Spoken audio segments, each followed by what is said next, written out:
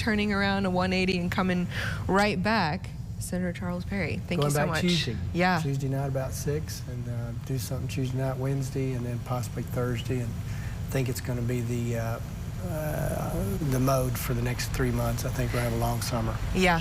Well, long summer isn't necessarily bad summer. It can be productive summer. Yeah, but anytime you're in Austin when you're not supposed to be, it's bad. Yeah. So I'd like to paint that picture, but we shouldn't be there. But by circumstance, we find ourselves there. So. Yeah. Well, let's talk about the thing on the agenda when you get to Austin, which I can only assume is property taxes.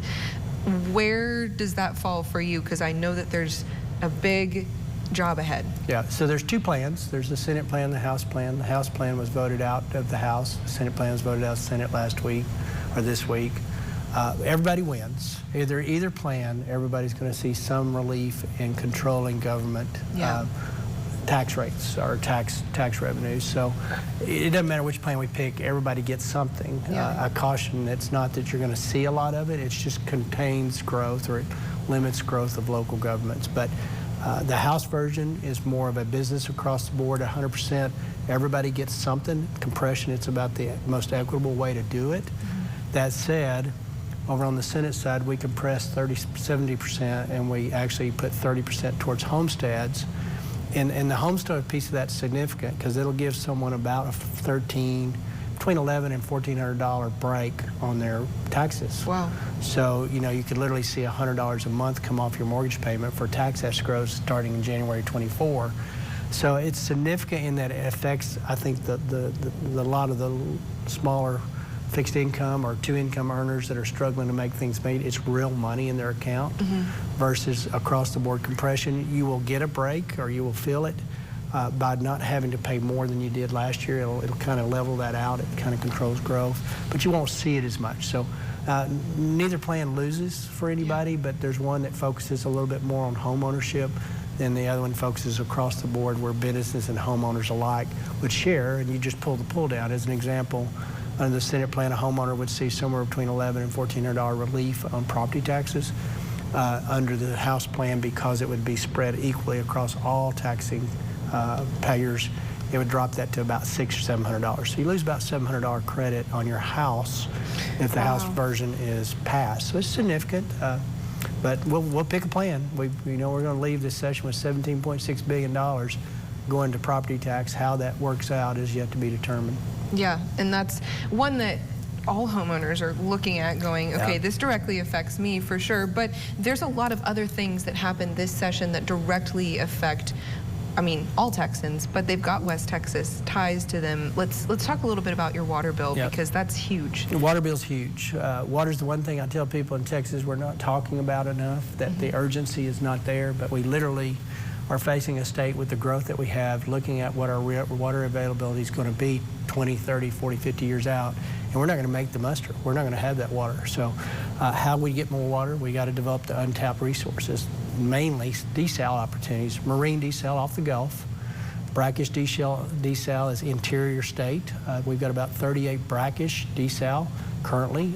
We've got some large brackish aquifers that we haven't tapped because of technology and things. Yeah. So that, and then thirdly, out here in our region, we have produced water. It comes up with the oil and gas production, 14 million barrels a day come out of the oil and gas production. So we have to capture that and make it a beneficial use, because without it, this area dries up over time, and our agriculture is expected to reduce production by 30% over the next 30, 50 years. So you've got to come up with some competing alternative sources to be able to allow that to continue and develop new industry. There's hydroponics is now a new industry. It's a real thing where you're growing stuff out of water inside of a building, no soil variance, and growing 10 times production. So if you can get a consistent water source from the produced water out in our area, it's huge. So there's 2 funds. One fund goes to leaky pipes. One fund goes to only supply development, meaning if it's not currently in our water cycle, it qualifies as a new input for our water cycle. Marine, brackish produced, and then acquisition of water from other states contiguous or wherever to us that's not currently using an existing resource. We'd add that to the mix. So big deal. It's $1 billion. I tell people that's a down payment. I think it's about a $500 billion issue over the next 50 years Yeah. to fix our pipes and to develop supplies, but it becomes a permanent fixture in the state budget, and the state look at every session. We have to look at and see how are we doing on water supply development. Yeah. So it's huge. Voters got to vote it in November, though. It's not an automatic. That billion's sitting over there waiting for the voters to say spend it there. Okay. But it's a big deal. It is a huge deal. Water is going to be the decision point of where Texas goes, I think, long term. Does it continue on the pace it is, or does it have to stop what it's doing and stop growth? Yeah. And that's where we're at. Which we all like to complain about, you know, all these Californians are coming in here and everything, but growth is good. We are growing. The alternative to growth is you're dying. Yeah. Now, you know, I can argue in some areas they've got all the growth they can stand for water, roads, infrastructure, schools and stuff. Sure. But just think about it. If we can turn some of that water loose over in the desert that we live on out here and make it more of the agrarian that it could have been or used to be, sure, then maybe we open up a whole new industry sector here and some of that growth starts pulling in out here. Got to have water to grow. Yeah, exactly. Plants, humans, all of it. Exactly. Yeah. Well, really quickly, because we are just about out of time, but I just want to know about your big wins or your big losses this session. It doesn't feel over, but how are you feeling? The big wins for this region specifically, I'm talking my district and south of here, the West Texas region, was healthcare. Yeah. We've got probably close to $600–700 million for rural healthcare. We get the lion's share of that. Beds in Amarillo, beds in Lubbock, access to beds in Abilene, San Angelo, Midland, Odessa, Wichita Falls, my district. We got covered on a behavioral health, mental health issue going forward. It's amazing. Big win for tech, $3 billion endowment on top of an already billion. So $4 billion going forward to earn research dollars to be split with Houston and a couple others.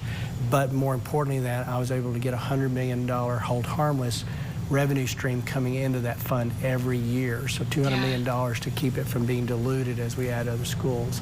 Healthcare, the Veterans Cemetery got it funded. That was a lot of team effort from federal and state, but we're in on a Veterans Cemetery now. Yeah. So you can just kind of check off the list. You know, my big loss, I guess, I really had hopes of getting my attendant care, the people that push kids around in wheelchairs, my IDD population. We didn't get their wage up to the $15. That was a goal. It was $4 billion price tag, and we got half of that. So we moved the needle. It's about 40%, but they started pretty low. So that's probably, if I had to pick a disappointment, it was not getting that completed. And then I would have loved to have more money for the water initiative. $1 billion is a lot of money. Yeah. But at a time when we had the surplus, I really wanted to seed it with more. But, you know, we got a stake in the ground now. We'll have that conversation going forward. There's a foot in the door for all of that, for sure. Well, thank you for coming and talking about this, because I know your work is not over this summer. Unfortunately. Yeah, which means we'll talk later, too. That's right. Yeah. It's good. It's good to see you. Yeah, you too.